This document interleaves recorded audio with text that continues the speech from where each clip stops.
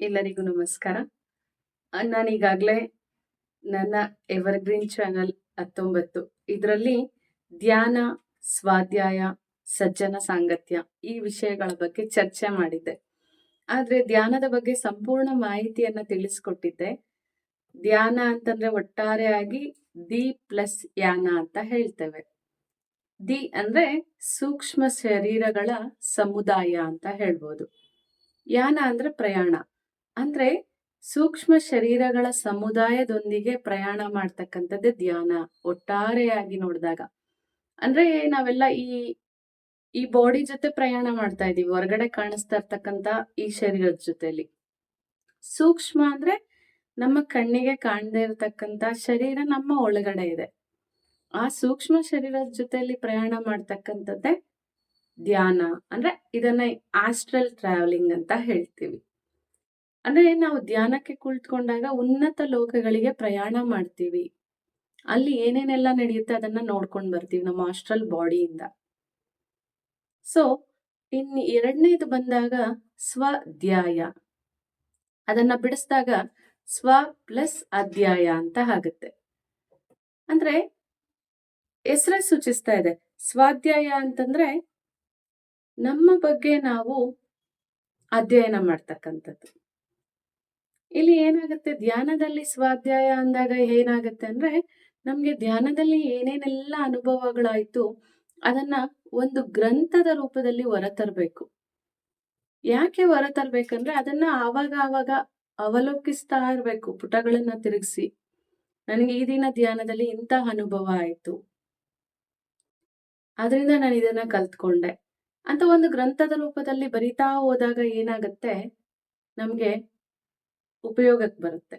ಅದೇ ರೀತಿ ಸ್ವಾಧ್ಯಾಯ ಅಂದ್ರೆ ಇನ್ನೂ ಒಂದು ಅರ್ಥದಲ್ಲಿ ಹೇಳೋದಾದ್ರೆ ನಮ್ಮ ಬಗ್ಗೆ ನಾವು ಪ್ರತಿನಿತ್ಯ ಅಧ್ಯಯನ ಮಾಡ್ತಾ ಇರ್ಬೇಕು.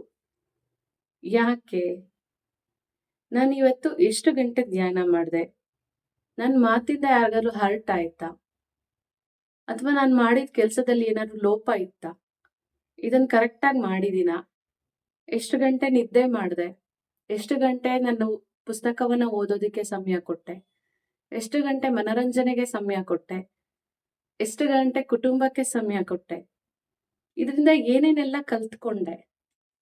ಈ ರೀತಿ ಸ್ವ ಅಧ್ಯಯನವನ್ನ ಮಾಡ್ತಾ ಇರ್ಬೇಕು. ಅವಾಗ ಏನಾಗತ್ತೆ, ನಮ್ಮ ತಪ್ಪುಗಳನ್ನ ನಾವು ಅಲ್ಲೇ ತಿದ್ಕೊಳ್ತೀವಿ, ಕಂಟಿನ್ಯೂ ಆಗೋದಿಲ್ಲ. ಧ್ಯಾನಿಗಳಿಗೆ ಮುಖ್ಯವಾಗಿ ಬೇಕಾಗಿರೋದು ಇದೆ.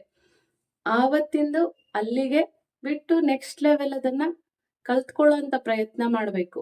ಇವತ್ ನಾನು ಈ ತಪ್ಪು ಮಾಡಿದೀನಿ, ಓಕೆ ಫೈನ್, ಇದನ್ನ ತಿದ್ಕೊಳ್ಳೋಣ, ಇಲ್ಲ ಇದನ್ನ ಬದಲಾಯಿಸ್ಕೊಳ್ಳೋಣ.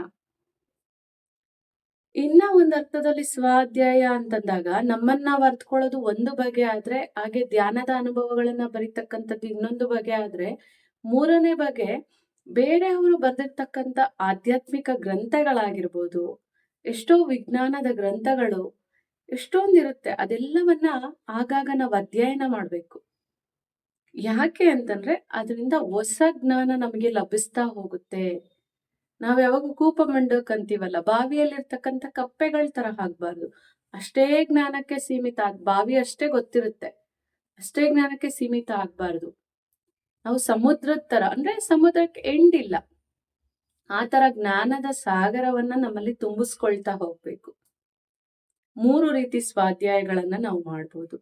ಈ ಸ್ವಾಧ್ಯಾಯವನ್ನ ಮಾಡೋದ್ರಿಂದ ಏನಾಗುತ್ತೆ ಅಂದ್ರೆ ನಮ್ಮ 4ನೇ ಶರೀರ, ನಾನು 7 ಬಾಡೀಸ್ ಅಂತ ಹೇಳಿದ್ದೆ, ಅದರಲ್ಲಿ 4th ಬಾಡಿ ಅಂದ್ರೆ ವಿಜ್ಞಾನಮಯ ಕೋಶ ಶುದ್ಧಿ ಆಗುತ್ತೆ.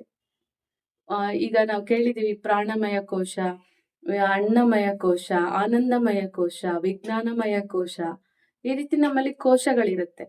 ಆ ವಿಜ್ಞಾನಮಯ ಕೋಶ ಏನಾಗುತ್ತೆ ಅಂದ್ರೆ ಶುದ್ಧಿ ಆಗುತ್ತೆ ಸ್ವಾಧ್ಯಾಯದಿಂದ. ಅದಕ್ಕೆ ಪ್ರತಿಯೊಬ್ರು ಧ್ಯಾನದ ಜೊತೆಯಲ್ಲಿ 2ನೇ ಅಂಶ ಆಗಿರ್ತಕ್ಕಂಥ ಸ್ವಾಧ್ಯಾಯವನ್ನ ರೂಢಿಸ್ಕೊಳ್ಬೇಕು. ಇನ್ನ ಕೊನೆಯ ಅಂಶ ಸಜ್ಜನ ಸಾಂಗತ್ಯ, ಸತ್ಸಂಗ, ಆಚಾರ್ಯ ಸಾಂಗತ್ಯ. ನೋಡಿ, ಎಲ್ಲ ಸತ್ ಸತ್ ಸತ್ ಅಂತ ಬರ್ತಾ ಇದೆ.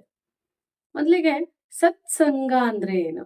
ಸತ್ ಅಂದ್ರೆ ಸತ್ಯವಾದದ್ದು, ಸಂಘ ಅಂದ್ರೆ ಅದರ ಜೊತೆ ಇರ್ತಕ್ಕಂಥದ್ದು. ನಾವು ಸಜ್ಜನರ ಸಂಘ ಮಾಡ್ಬೇಕು ಅಂದ್ರೆ ಅದ್ರ ಜೊತೆ ಕೂಡ್ಕೊಳ್ತಕ್ಕಂಥದ್ದು.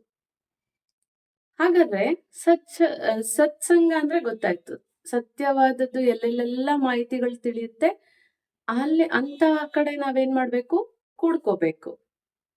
ಇನ್ನ ಸಜ್ಜನ ಸಾಂಗತ್ಯ. ಸಜ್ಜನ ಅಂದ್ರೆ ಯಾರು? ಸತ್ ಪ್ಲಸ್ ಜನ. ಸತ್ಯವನ್ನ ತಿಳಿದುಕೊಂಡಿರ್ತಕ್ಕಂತ ಜನ ಎಲ್ಲೆಲ್ಲೆಲ್ಲ ಗುಂಪು ಮಾಡಿ ಜ್ಞಾನವನ್ನ ಹಂಚುತ್ತಾ ಇರ್ತಾರೆ, ಜ್ಞಾನ ಪ್ರಚಾರ ಮಾಡ್ತಾ ಇರ್ತಾರೆ, ಜ್ಞಾನದ ಜೊತೆಲಿ ಧ್ಯಾನವನ್ನ ಸಹ ಪ್ರಚಾರ ಮಾಡ್ತಾ ಇರ್ತಾರೆ. ಅಂತ ಕಡೆ ನಾವೇನ್ ಮಾಡ್ಬೇಕು? ಸೇರ್ಬೇಕು. ಸಾಂಗತ್ಯ ಅಂದ್ರೆ ಅವರ ಒಡಗೂಡಿರ್ಬೇಕು, ಅವ್ರ ಜೊತೆಯಲ್ಲಿ ಒಡನಾಟವನ್ನ ಇಟ್ಕೋಬೇಕು. ಯಾಕೆ ಅಂದ್ರೆ ಅವ್ರು ಹೇಳ್ತಕ್ಕಂಥದ್ದೆಲ್ಲ ಸತ್ಯವಾದ ಮಾತುಗಳೇ ಆಗಿರುತ್ತೆ. ನಾವು ಎಷ್ಟೋ ಆಚಾರ್ಯ ಸಾಂಗತ್ಯ ಅಂತ ಹೇಳ್ತೀವಿ. ಈ ಸಜ್ಜನರು ಅಂದ್ರೂ ಸಹ ಒಳ್ಳೆಯವರು ಏನೆಲ್ಲ ಗುಂಪು ಕಟ್ಕೊಂಡು ಮಾತಾಡ್ತಾ ಇರ್ತಾರೆ, ಅದು ಕೂಡ ಸಜ್ಜನ ಸಾಂಗತ್ಯಕ್ಕೆ ಸೇರಿದ್ರೆ. ಇನ್ನು ಆಚಾರ್ಯ ಅಂದ್ರೆ ಗುರು ಹಿರಿಯರು, ಗುರುಗಳು ಅಂತ ಕೆಲವೊಂದಷ್ಟು ಸಿದ್ಧಿಗಳನ್ನ ಪಡ್ಕೊಂಡಿರ್ತಾರೆ ಅಂತ ನಾನು ಹೇಳಿದೆ. ಸಿದ್ಧಿಗಳು ಅಂದ್ರೆ ಬೇರೆ ಬೇರೆ ಅರ್ಥದಲ್ಲಿ ಹೋಗ್ಬಾರ್ದು ನಾವು. ಕೇವಲ ಕೆಲವೊಂದಷ್ಟು ಸತ್ಯವಾದದನ್ನ ತಮ್ಮ ಜೀವನದಲ್ಲಿ ಅಳವಡಿಸ್ಕೊಂಡು ಅನುಭವವನ್ನ ಪಡ್ಕೊಂಡಿರ್ತಾರೆ. ಅಂತಹ ಅನುಭಾವಿಗಳು. ಅಂತಹ ಅನುಭಾವಿಗಳನ್ನ ನಾವೇನಂತ ಕರಿತೀವಿ? ಆಚಾರ್ಯರು, ಗುರುಗಳು. ಅವರ ಸಾಂಗತ್ಯವನ್ನ ಮಾಡ್ಬೇಕು. ಯಾಕೆ ಅವರ ಸಾಂಗತ್ಯವನ್ನ ಮಾಡ್ಬೇಕಾಗತ್ತೆ ಅಂತಂದ್ರೆ, ಅವರಲ್ಲಿ ಎಷ್ಟೋ ಮಾಹಿತಿಗಳು ಅಡಕಾಗಿರುತ್ತೆ. ನಾವದನ್ನೆಲ್ಲ ತಿಳ್ಕೊಂಡಾಗ ಏನಾಗುತ್ತೆ? ನಮ್ಮ ಜೀವನಕ್ಕೆ ನಾವು ಯಾವುದು ಬೇಕು, ನಾನಿಷ್ಟು ದಿನ ಯಾವ ಹಾದಿಯಲ್ಲಿ ಹೋಗ್ತಾ ಇದ್ದೆ, ಈ ಹಾದಿ ಸರಿಯಾಗಿದ್ಯಾ ಇಲ್ಲ ತಪ್ಪು ದಾರಿನಾ ಅಂತ ಆ ಗುರುಗಳು ನಮಗೆ ತಿಳಿಸ್ತಾರೆ, ಆ ಸಜ್ಜನರು ನಮ್ಗೆ ತಿಳಿಸ್ತಾರೆ. ಆಗ ಜೀವನದ ನಿಜವಾದ ಸತ್ಯಗಳು ನಮ್ಗೆ ಅರಿವಾಗ್ತಾ ಹೋಗುತ್ತೆ. ಅದಕ್ಕೆ ಹೇಳ್ತಾರೆ, ಸಜ್ಜನರ ಸಂಗವದು ಹೆಜ್ಜೇನು ಸವಿದಂತೆ. ನಮ್ಗೆ ಯಾವಾಗ ಸಿಹಿ ತಿಂದಾಗ ತೃಪ್ತಿ, ಈಗ ಹೆಜ್ಜೆನ್ ತಿಂದಾಗ ಎಷ್ಟು ತೃಪ್ತಿ ಆಗುತ್ತೆ ಅಂದ್ರೆ ತುಂಬಾ ಸಿಹಿ ಆಗಿರುತ್ತೆ ಅದರ ರುಚಿ. ಅದೇ ತರ ನಾವು ಜೀವನದ ಸತ್ಯವನ್ನ ಅರ್ಥಕೊಂಡಾಗ್ಲೂ ಅಷ್ಟೇ ನಮ್ಮ ಜೀವನ ಬಹಳ ಖುಷಿಯಾಗಿರುತ್ತೆ. ಓ, ಇಷ್ಟೇನಾ ಲೈಫ್ ಅಂದ್ರೆ? ನಾನು ಇದಕ್ಕೋಸ್ಕರ ಏನೇನೆಲ್ಲ ಮಾಡ್ಬಿಡ್ತಾ ಇದ್ದೆ ಇಷ್ಟು ದಿನ, ಇಷ್ಟು ದುಃಖ ಪಡ್ತಾ ಇದ್ದೆ, ಇಷ್ಟು ಬೇಸರ ಪಡ್ತಾ ಇದ್ದೆ, ಯಾರನ್ನೋ ತುಳಿದು ಮೇಲೆ ಬರ್ತಾ ಇದ್ದೆ, ಅವನ್ನೆಲ್ಲ ಬಿಟ್ಬಿಡ್ತೀವಿ ನಾವು ಅವಾಗ. ಸತ್ಯವನ್ನ ತಿಳಿದಾಗ ಆ ಕ್ಷಣಕ್ಕಷ್ಟೇ ಇರುತ್ತೆ ನಮ್ಗೆಲ್ಲ. ಅಂತರದ ಕ್ಷಣಗಳಲ್ಲಿ ಅದು ಅಲ್ಲಿಯೇ ಮಾಯ ಆಗಿರುತ್ತೆ. ಅದಕ್ಕೆ ನಾವ್ ಯಾವಾಗ್ಲೂ ಧ್ಯಾನ, ಸತ್ಸಂಗ, ಸ್ವಾಧ್ಯಾಯ ಮೂರನ್ನ ಅಳವಡಿಸ್ಕೋಬೇಕು. ಈ ಸತ್ಸಂಗದಲ್ಲೇ ಸಜ್ಜನರ ಸಾಂಗತ್ಯನೂ ಬರುತ್ತೆ, ಆಚಾರ್ಯರ ಸಾಂಗತ್ಯ ಕೂಡ ಬರುತ್ತೆ.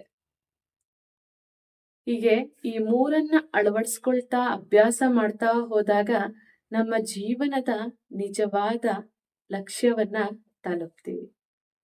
ಮತ್ತಷ್ಟು ಮಾಹಿತಿಯೊಂದಿಗೆ ನಿಮ್ ಜೊತೆಗೆ ಭೇಟಿ ಆಗ್ತೀನಿ. ಅಲ್ಲಿವರೆಗೂ ನನ್ನ ಚಾನೆಲ್ಗೆ ನೀವು ಇದೇ ತರ ಸಪೋರ್ಟ್ ಮಾಡ್ತೀರಿ. ಎವರ್ಗ್ರೀನ್ ಚಾನಲ್ 19 ಯಾರೆಲ್ಲ ಸಬ್ಸ್ಕ್ರೈಬ್ ಮಾಡ್ಕೊಂಡಿಲ್ಲ ಅವ್ರು ಈ ಕೂಡಲೇ ಸಬ್ಸ್ಕ್ರೈಬ್ ಮಾಡ್ಕೊಳ್ಳಿ. ಹಾಗೆ ಎಲ್ಲ ವಿಡಿಯೋಗಳನ್ನ ವೀಕ್ಷಿಸಿ, ಲೈಕ್ ಮಾಡಿ, ಕಾಮೆಂಟ್ ಮಾಡಿ, ಶೇರ್ ಮಾಡಿ. Thank you.